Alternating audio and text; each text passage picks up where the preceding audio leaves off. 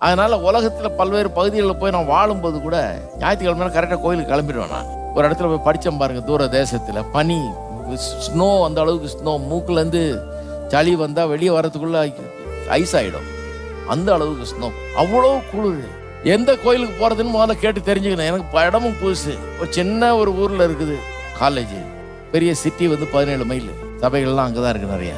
எது நல்ல சபை, எங்கே நல்லா இருக்கும், ஒர்ஷிப் எங்கே நல்லா இருக்கும், எங்கே போதனை நல்லா இருக்கும் அப்படின்னு மொல்லமாக மோப்பம் முடித்தேன். அதனால் போய் என்ன பண்ணேன், இந்த காரில் போகிறவன்ல கை காமிக்க ஆரம்பித்தேன். யாராவது என்னை கூப்பிட்டு போங்க. நான் கண்டுபிடிச்சேன் ஒரு சர்ச் இருக்குதுன்னு. நிறுத்தி கேட்குறேன், நீ எந்த சர்ச்சுக்காக போகிறீங்கன்னு. ஒரு 4-5 பேரை கேட்டோன்னு ஒருத்தர் சொன்னால், நான் அங்கே தான் போகிறோம், வா ஏறிக்கணும். போகும்போதே சொல்லிட்டான், நீ டெய்லி ஞாயிற்றுக்கிழமை தூரம் வந்து வெளியே நின்று நான் உன்னை கூப்பிட்டு போகிறேன்ட்டான்.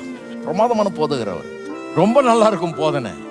நானும் கரெக்டாக போயிடுறது 7 மணிக்கெல்லாம் விடிய காலமே எழுந்திரிச்சு கிளம்பி சட்டையை மாட்டிக்கிட்டு போத்திக்கிட்டு போய் உட்காந்துடுறது.